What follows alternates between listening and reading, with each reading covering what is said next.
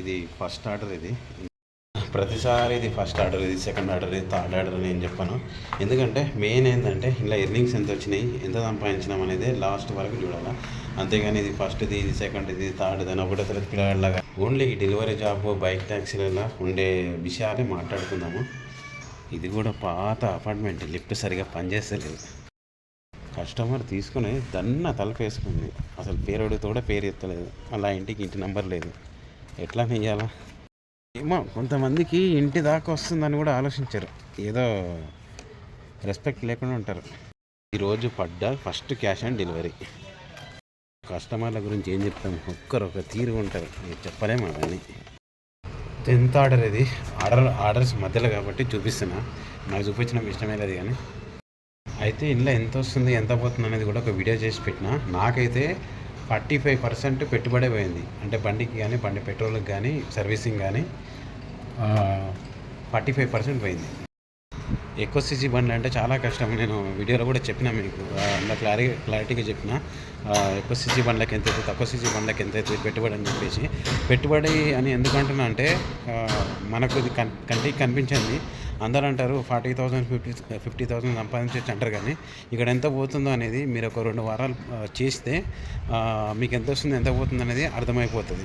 ఎంత బండి పెట్రోల్కి పోయింది, బండికి ఎంత ఖర్చు అయింది అని. ఇంకా అదే నెల రోజులకు సర్వీసింగ్ ఇస్తాం కదా, అప్పుడు ఇంకా క్లారిటీగా అర్థమవుతుంది. నెల రోజులు మొత్తం చేయండి. నెల రోజులు మొత్తం చేస్తే 30,000 40,000 సంపాదించిన తర్వాత అవి బండికి పెట్రోల్ ఎంత అయింది, బండి సర్వీసింగ్కి ఎంత అయింది, మీ చేతిలోకి వచ్చింది ఎంత అయింది అనేది క్లారిటీగా కనపడుతుంది. అప్పుడు అంటే ఎవరో చెప్పడానికి కాదు, మనం కూడా చేస్తేనే కదా అర్థమవుతుంది. లిఫ్ట్ అంతా గోల్డెన్ స్టీల్తో ఉంటుంది.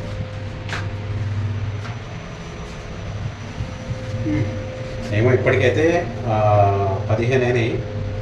ఇంకా చూద్దాం 7 o'clock దాకా ఎంత అవుతుంది. 4:30 అవుతుంది టైం. ఇప్పుడు 16th ఆర్డర్. ఇది ఇప్పుడు 5 o'clock అవుతుంది.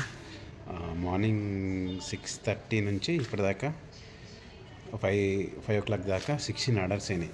ఇంకా చూడాలి, 1-2 hours ఉంది కదా, ఎన్ని అయితే ఏమో చూద్దాం. నా దరిద్రం చూడండి, ఇక్కడ నుంచి స్టార్ట్ చేస్తే ఆ లాస్ట్ ట్యూబ్ లైట్ ఉందా అక్కడ దాకా వెళ్ళాలి, బై వాకే వెళ్ళాలి. ఎందుకంటే బైక్ని నాట్ అలౌడ్ అంట. ఇంతకుముందు బైక్లు అలౌడ్ చేస్తే డెలివరీ వాళ్ళు ర్యాష్గా డ్రైవ్ చేసి ఏదో తీట పని చేసిరంట. అక్కడి నుంచి లేవు. ఇదో అక్కడ నుంచి లాస్ట్ దాకా ఈ ఇల్లు 31 ఉంటుంది, 131, 231, 31 బ్లాక్ లాస్ట్ 31 ఫ్లాట్. ఇదే అపార్ట్మెంట్ పెద్ద గొయ్యారంలాగా ఉంటుంది. ఆ లాస్ట్ దాకా వెళ్ళాలి. ఈరోజు టాపిక్ బైక్ గురించే. ఎందుకంటే మెయిన్ ఆయుధం బైక్, ఫోనే కాబట్టి దానికి అయ్యే ముందు ఖర్చు తెలుసుకుంటే మనకు ఎంత వస్తుంది అనేది తెలిసిపోతుంది. ఏదో ఆవేశపడకుండా ఏదో ఉంది కదా, బైక్ ఉంది కదా అని పోవడంతో అది ఇది కాదు. ముందు దానికెంత ఖర్చులు అయితే కూడా చూసుకోవాలి. ఎందుకంటే నేను ఇంతకుముందు చూసి నేను కూడా కొన్ని వీడియోస్లో చూసి ఇట్లా అరే బైక్ ఉంటే ఇన్ని 40,000 50,000 నెలకి అనుకుని పోయినా, కానీ అక్కడికి వెళ్తే సినిమా వేరే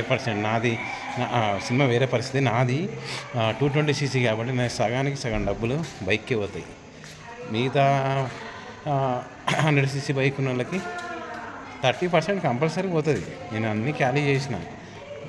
ఇంకో రకంగా అంటే బైక్ ట్యాక్సీ బెటర్. కానీ బైక్ ట్యాక్సీ ఎట్లా అంటే కస్టమర్ రోడ్ మీద ఉంటాడు, రోడ్ మీద ఎక్కించుకొని మళ్ళీ రోడ్ మీద డ్రాప్ చేయాలి. ఇది అట్లా కాదు, రోడ్ మీద ఆపేసి ఇంటికి పోయి బ్లాక్ ఉంటే బ్లాక్ ఎత్తుకొని, అపార్ట్మెంట్ ఉంటే అపార్ట్మెంట్ ఎత్తుకొని అక్కడికి వెళ్ళి డోర్ దగ్గర డెలివరీ చేసి రావాలి.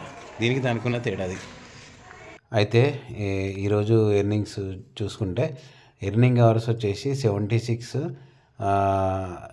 లాగిన్ అవర్స్ వచ్చేసి 12.4, ఆర్డర్స్ వచ్చేసి 18, ట్రిప్ డిస్టెన్షన్ వచ్చేసి 51, అంటే ఇది 102. అయితే ఈరోజు చేసిన ఆర్డర్ ఎర్నింగ్స్ ఎంత అంటే మొత్తం ఇన్సెంటివ్తో మొత్తం కలుపుకొని 942 రూపీస్. అయితే ఆర్డర్ ఎర్నింగ్స్ ఎంతంటే నేను చేసిన ఆర్డర్ ఎర్నింగ్స్ ఎంతంటే 772 రూపీస్.